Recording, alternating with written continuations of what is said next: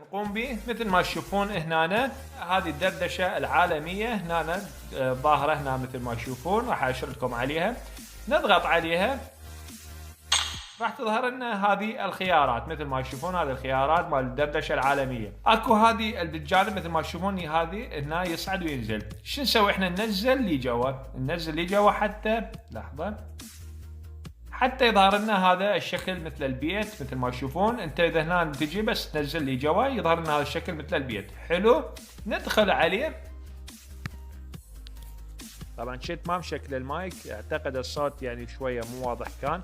المهم حبايبي هسه نجي ندخل على هذه الغرفه اللي هنا، نضغط عليها مثل ما تشوف راح يظهر لنا بهذا الشكل. يجينا هنا مثل ما تشوفون هنا فوق مكتوب انشاء. نجي على الانشاء نضغط عليها، تسوي هنا اسم غرفة، اي غرفة تريد تسميها الاسم اللي تريده. لحظة هاي وين رحت ثاني؟ تيجي تكتب هنا اي اسم تريده انت بكيفك.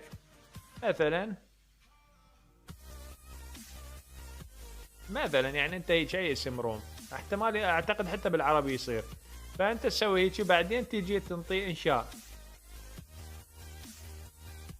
صارت عندنا غرفة. حلو، راح نشوف انطونا بطاقة او لا. نيجي نضغط هنا نشوف الغرفة. فاذا ما صارت يا حبايبي يعني سويت غرفة وسويت انشاء، ادخل على غرفة ثانية، يعني تاخذ الاي دي مال الغرفة الثانية. هسه اني هذه الاي دي مال غرفتي راح انطيكم اياه مثل ما تشوفون. انا هنا الادمن مالها. راح انطيكم الاي دي مالت المعرف يعني مال هذا الغرفة مالتي. فادخل عليه اكتب رسالة اي شيء راح يجيك صح هنا مثل ما تشوفون. هنا راح يصير صح. عفوا راح يجيك هنا مثل ما تشوفون. هنا صارت عندي اشاره. نيجي نضغط عليها نشوف شنو هذا اللي اجتنا.